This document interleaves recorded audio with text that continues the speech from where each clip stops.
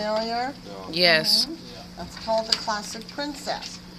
With this one, we have what is called the Princess Variation on this one, the one we like the most for jackets. I'll leave these up here for you so you can see this. So what you're looking at is the Classic Princess has the shoulder dart and the waistline dart here put into one seam. Okay. The jacket variation, this is the one we love for jackets, lined jackets, is the Armhole Princess, where we took the shoulder dart, take the shoulder dart up to the bust point, and we pivot it into the armhole. So this is called the Armhole Princess. This is the jacket variation of this. We like this one because it goes with, you're going to grade this one down the road, it goes with what we call the two-piece sleeve, so that the two lines, put that here, the two lines here at the armhole match to the two lines on your sleeve. That is the jacket variation. So, do you see this a lot on the men's jackets? You see this always on men's jackets, yeah. And you see this a lot on ladies' jackets. Okay. Okay, the suit jackets, Armani suits, right. Regular blazers, right. Classic blazers. They're all having they all use the Armhole Princess. Okay. So on your handout, you have two variations of the Armhole Princess. One is, it's where the style line in the armhole goes. If you are doing plaids, and we love this jacket for plaids, plaids have to be matched. We like to put the Armhole Princess style line higher towards the shoulder, because it's easier then to match the stripe lines that go across with plaids. If it's a solid fabric, we tend to like the lower armhole, where I take it closer into off the shoulder and a more curvier armhole. So those are pattern making techniques. So you have two variations. Either one of these two variations, 2 and 3, grade the same. It doesn't matter where the style line is. Whether it's higher or lower on the body, it still grades the same. So we have two variations of the princess. Okay. So far so good? Okay, so this is what it looks like. This is the back, but it can work on the front too. Okay, so it took out and this is what you have to consider in grading. You're taking out the shoulder dart that we did yesterday. Remember 16th? Mark the style line, a 16th, and mark the style line. Okay, we can't do that because there's no style line here. So that variation now moves into the armhole. So this is now where my style line appears. So this is where I have to make a deviation in grading to accommodate that. So on that note, I'll grade the front for you. On your handout from yesterday, this is where you're going to make the differences. And I actually have it up here for you. Your grade method based on cumulative. Okay. We're not going to do a whole section of this. We're going to just grade up one grade down one from the 8 to the 10, 1 inch, up one to the 1.5, and from the 10 to the 12, 2 inches. Because this is just a variation. And again, the length grade is 1/4. You're doing front and back because they do grade differently. But this is where our deviation's going to happen, right here at middle of the armhole. Okay. So on the board, okay, from yesterday, these are on your chart where the deviation happens. Everything else stays the same as what's on your chart. Okay. Your grade's the same as a regular princess, except for where the style line is. So let's take a look at this. Okay. Put these back on the board from yesterday. And I'll go from the 8 to the 10. We're doing this cumulative. Oh, was that a cell phone? What steps do you use for this one? You use the same steps? Same steps. Same as, steps. As on page 25? As on page 24. Page 24 in your book. The same thing that you did yesterday, except with these exceptions. Okay, because of the style line. And I wrote them on the board for you. Okay. Everything that is written out for you is where the correction, the deviation happens. So let's look at this on your chart. Step number 1, tape the patterns together, just like you did yesterday. With the gray lines parallel to each other, keep the tape away from the notches on the style line. Now, on the bodice front here, you happen to have a dart. Bless you. You have a dart that you're going to have to consider. On the back, you do not. You just have the notches. Okay.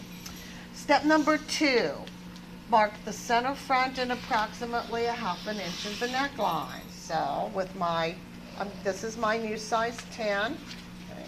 Wait, what figure is this? Figure 2? This is the front. This is the front. This is the back. Okay. Yeah, but on here, it's this one, right? It's that one, yes. It's number 2. Okay. So everybody with me? Step 2, mark the center front and approximately a ½ inch of the neckline. So that's step 2. Okay. Stays the same. Step number 3, okay, on the board, there's no changes. So I am moving out a 16th and up a 16th. And you are marking the intersection of the neck and the shoulder. That never changes for any bodice. I can tell you that for a fact.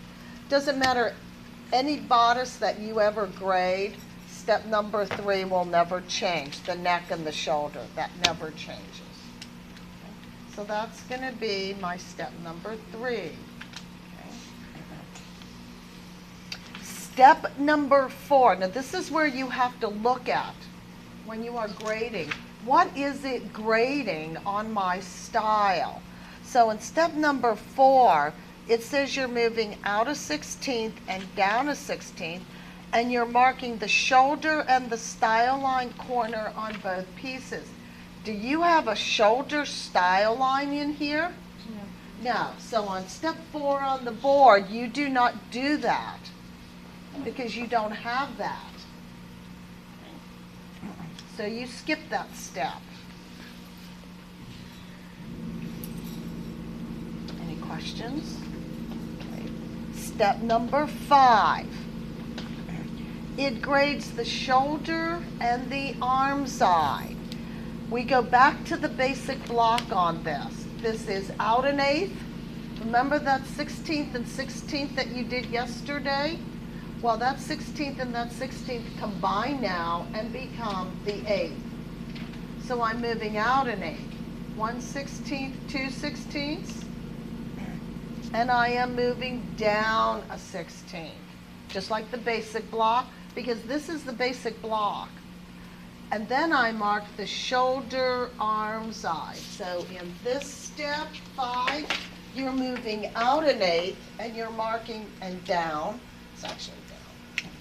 Out an 1/8 and down a 16th. And you're marking the shoulder arm side. Shoulder arm side.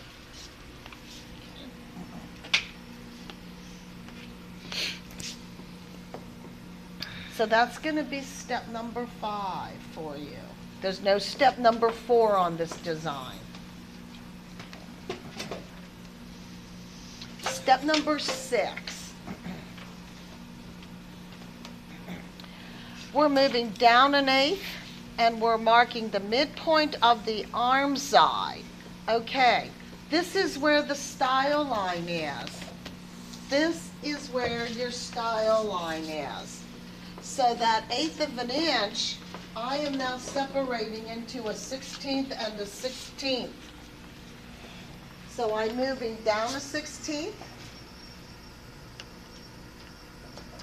And we are marking the arm side the style line and the first notch and a 1/2 inch past it on pattern piece number 1, and then I'm moving across to pattern piece number 2. I'm marking the style line, the first notch, coming around the style line and down to the middle of the armhole. This is all step 6. So basically, in step 6, you move down an 8. This is also length grade. The middle of your armhole, that's also length grade. So that's going to affect your lap. And I'm taking these inches an inch and separating a 16th. That still gives me my 8th. First 16th marks the first pattern piece. Move down a 16th and mark the second pattern piece and the middle of the armhole. That's where your style line is. And that's all step number 6.